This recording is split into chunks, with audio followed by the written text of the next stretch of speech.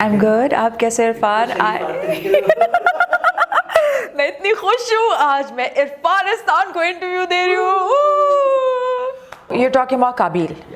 काबिल में I think अब अगर मैं सच बोलूँ, क्योंकि मैं सच बोलूँगी यहाँ, तो 6 साल पहले ये कहानी शुरू हुई थी, काबिल की कहानी, और इसका नाम इब्ने आदम था, काबिल नहीं था। और जब मुझे कैरेक्टर सुनाया गया था तो वो ये था कि एक वडेरे की बेटी है, यूनिवर्सिटी जाती है और पढ़ी लिखी लड़की है और अपने लिए स्टैंड लेती है, लेकिन 6 साल क्योंकि गुजर गए, अब स्टोरी बहुत ज़्यादा डेवलप कर दी है क्योंकि हालात, जज्बात, सब कुछ बदल चुका है।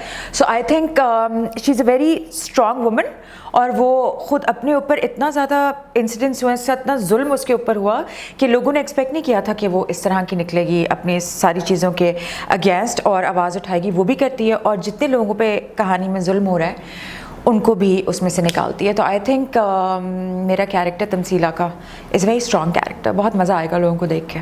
Okay, I think doctor Arsalan इसको शुरू से लिख रहे थे, अभी एक और राइटर हैं, उन्होंने ज्वाइन किया। I am sorry, I am very bad with names.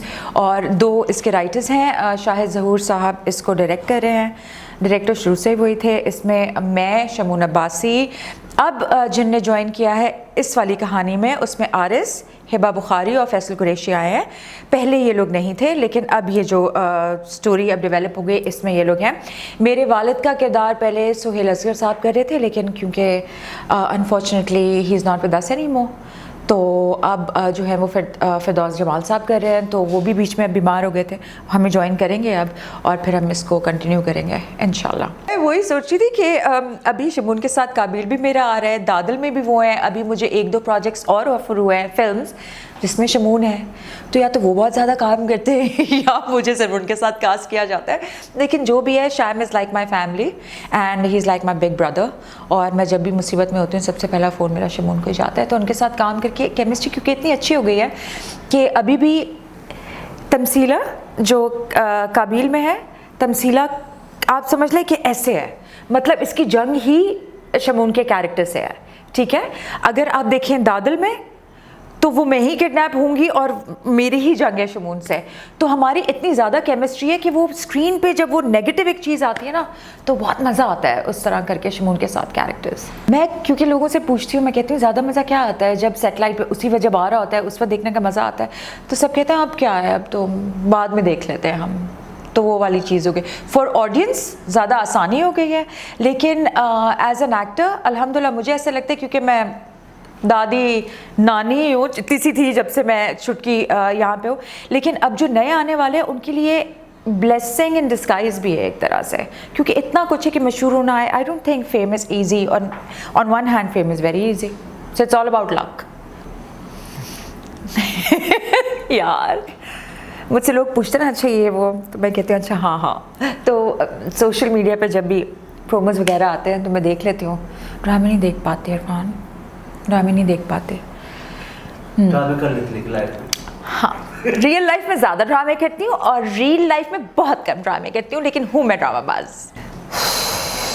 अभी रिसेंटली मैंने एक ऐसे प्रोडक्शन के साथ भी काम किया जो कि बहुत अनप्रोफेशनल थे, और बहुत डर लगा कि हम तो ये लग रहा है मैं 20 साल पीछे आके काम कर रही हूँ। और एक ऐसे प्रोडक्शन हाउस के साथ काम किया जो मैं कहती हूँ कि क्या बात है।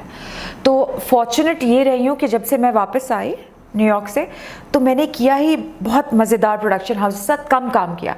तो मुझे ऐसे लगता है कि सब कुछ बहुत अच्छा है, लेकिन कुछ जगहों पे अभी भी इरफान ऐसे लगता है 20 साल पीछे चले गए, उस तरह का काम हो रहा है। तो कहीं कुछ बदला है, कहीं कुछ नहीं बदला। वो आप नहीं कह सकते कि चेंज आ चुका है, वो अभी नहीं आया, क्योंकि आपको भी पता है कि पैसों का मसला तो अभी भी चल ही रहा है हमारे मुल्क में, और कहाँ खड़े हैं हम। कहाँ से शुरू करूँ और कहाँ तक शुरू करूँ? देखें इरफान, बात ये होती है कि मुझे अभी तक लगता है यहाँ पे रिश्ते निभाए जाते हैं, प्रोफेशनलिज्म है, नहीं भी है। मेरे कभी पैसे नहीं रुके, अल्हम्दुलिल्लाह कभी नहीं रुके। आई थिंक या तो ये मेरी कोई वाइब है, क्योंकि मैं जिनके साथ बैठती हूँ वो लोग कहते हैं नहीं हमारे पैसे नहीं मिले, तो पैसा है भी नहीं भी। मैं वही तो बता रही हूँ, our whole industry is in a limbo right now. Professionalism भी नहीं है यहाँ, तो ये भी नहीं पता कि एक्टर की फ़ीस कितनी है। बाहर के लोगों को गूगल करें, उनको पता चल जाता है कि ये स्टैंडर्ड है, ये नहीं। हमारे यहाँ तो अभी ये ही डिसाइड नहीं हो पाया कि किसको क्या पैसे हैं। अभी तक हमारे जो जूनियर आर्टिस्ट आते हैं, वो भी शाम में इरफान उसी तरह रो रहे होते हैं जिस तरह 15 साल पहले रो रहे होते थे, और कुछ जगह वो बहुत खुश होते हैं। तो याद ये मेरे ख्याल में showbiz industry everywhere is just like this. हम नहीं कह सकते यार हम बहुत अच्छे हो गए, ये नहीं हो पाएगा। और जहाँ तक पैसों का सवाल है, हाँ फिर वही बात है, A class B class C class, वहाँ हैं तो आपका कुछ नहीं रुकता, वहाँ हैं तो आपको कुछ नहीं मिलता, घर नहीं चला सकते आप इस पैसे से, ये तो डन है। अगर अब लोग ये समझते हैं कि हम आएंगे और कर लेंगे, तो बहुत कम लोग हैं जो सर्वाइव कर सकते हैं। सर्वाइवल के लिए नहीं है इंडस्ट्री। उफ, जो मुल्क के हालात हैं इस वक्त, सबसे ज़्यादा thing that saddens me the most is that nobody talks about an actors fee, nobody talks about हमारे क्रू की फ़ी। हमारे रेज़ नहीं आ रहा है, हमारी फ़ीस में कोई रेज़ नहीं है, कोई बात नहीं कर रहा है। फ्रूट लेने चले जाएं, अफोर्ड नहीं आप कर पा रहे हो, आप क्या करोगे? मतलब इस वक्त जो जहाँ आपका मुल्क खड़ा है ना, वो बहुत अफसोस वाली बात है जहाँ पे खड़ा है। बहुत फॉर्चुनेट भी हैं हम इस बारे में कि आपका इंटरनेट है, आपके बहुत सारे इस तरह के प्लेटफॉर्म्स आ गए, इस तरह के आपके स्टार्स बन गए हैं। टिकटॉक को ले लें आप यूट्यूब को ले लें, तो आपके पास ये वाली चीज़ है। तो मेरे जैसा भी ये सोचता है यार कि अगर आपने डॉलर्स लेके आने हैं और आपने वो जनरेट करना है और मुल्क के लिए कुछ करना है, तो आई थिंक यही एक प्लेटफॉर्म रह गया कि आप अपना बिजनेस इस तरह से शुरू करें। वरना आपकी टीवी से तो आपको अब कोई उम्मीद और बैद नहीं है कि यहाँ इस तरह की कोई चीज़ होने वाली है बहुत जल्द। I think in the world बहुत सारी जगह मैंने इस तरह का पढ़ा है कि जी TikTok is not allowed, this is not. I think it's a very bad thing to demotivate these kind of people and the next generation। क्योंकि अगर अभी आप देखें ना, तो अगर अब मैं किसी अपनी दोस्त को कहती यार टिकटॉक तो बनाना बहुत मुश्किल है, कैसे होता है? It's an art. जो लोग टिकटॉक बनाते हैं वो कोई बना ही नहीं देते अगर वो कोई मशहूर होते हैं, कुछ ना कुछ उनके पीछे टैलेंट होता है। हर चीज़ में एक्स फैक्टर ज़रूर होता है इंसान में। जो आप मशहूर होते हैं, घर बैठे बैठे फजूल में कोई नहीं होता। तो जो लोग ये कहते हैं ना यार, no don't say that to them. Demotivate करना, डिमोरलाइज करना, ये नहीं होता है। हर कोई मेहनत करके ही कहीं पहुंचता है, टाइम तो देना पड़ता है ना हर चीज़ को आपको। So I think it's good thing, लोग कमा रहे हैं इससे, it's very good.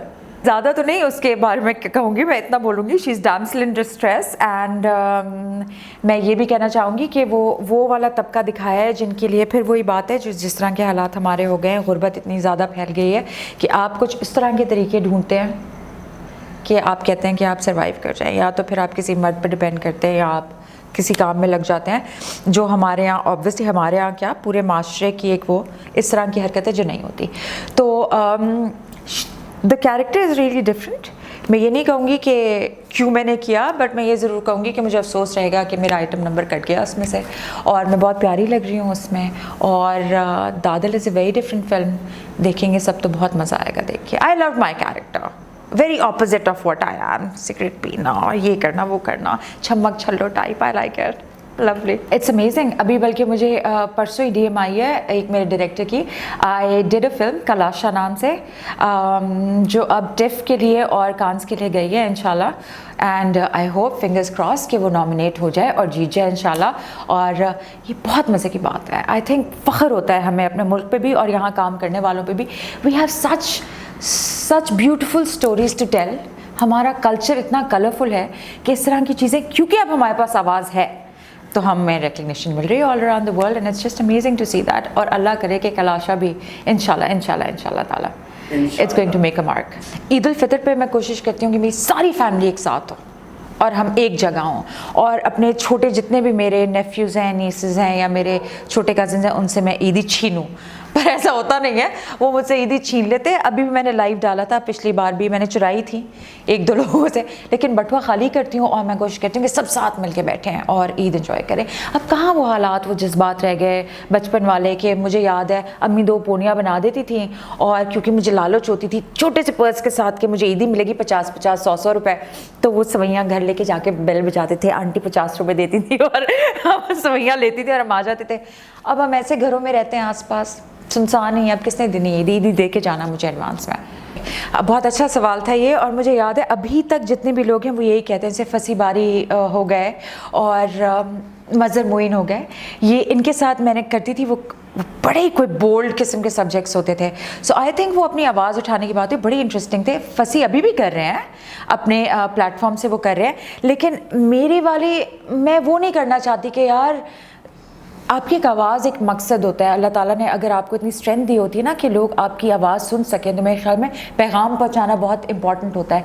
So I think आपने मुझे याद करा दिया और सब कुछ। मैं एक नॉस्टैल्जिया से इस वक्त मुझे हो गया, पता है। मैं याद कर रही हूँ, मैंने एक प्रोजेक्ट किया था जिसमें मेरी मूछें लगी हुई थी और मैं वो भेदभाव ही था और मैं ऐसे था वो उठता है और अंदर दुल्हन हूँ लेकिन मेरी मूछें। और मैंने रिसेंटली देखा किसी ने किया, तो वो मैं कहती हूँ यार ये तो मैं कर चुकी हूँ, मैं ये भी कर चुकी हूँ, मैं वो भी कर चुकी हूँ। उस ज़माने में हम भी बड़े यार सोशल मीडिया नहीं था तो हमें इतना डर नहीं था कि नीचे क्या कमेंट आ जाएगा, कौन क्या कह देगा, सिर्फ अप्रिसिएशन होती थी। तो 10 साल में इतना कुछ बदल गया ना कि अगर अब आप ये पूछ रहे हैं कि मैं प्रोडक्शन करूँगी तो उसमें क्या होगा, तो मेरे ख्याल में मुझे भी अब मैं वो वाली स्ट्रेंथ वापस नहीं लेके आ सकती। मुझे लगता है कि बहुत सोच समझ के स्क्रिप्ट्स करने पड़ेंगे। वहाँ तो हम साथ बैठते थे, लिखते थे, हम कहते वाओ, और हम कहते थे चलो जी हम ये शूट करते हैं और लोगों की अप्रिसिएशन हमें मिल जाती थी। लेकिन अब सोच समझ के करना पड़ेगा, मुझे ऐसे लगता है। मैं इरफान खान के सारे फॉलोअर्स को ये कहना चाहती हूँ कि आप सब अमेजिंग है, क्योंकि मैं भी एक बहुत बड़ी फ़ैन हूँ इरफान खान की और मैं भी अमेजिंग हूँ। और मैं ये साथ साथ कहना चाहती हूँ कि कीप वॉचिंग इरफान खान को, लाइक करें and keep watching what ever he post, because Irfan का जो कंटेंट है वो अमेजिंग होता है। और सुबह उठ के सबसे पहले मैं जाके देखती हूँ कि आज पूरी दुनिया में क्या हो रहा है। अगर पूरी दुनिया में कुछ मालूम करना होता है तो वो इरफान खान के थ्रू ही होता है। I think it's so amazing and good luck to you and your team. Thank you so much.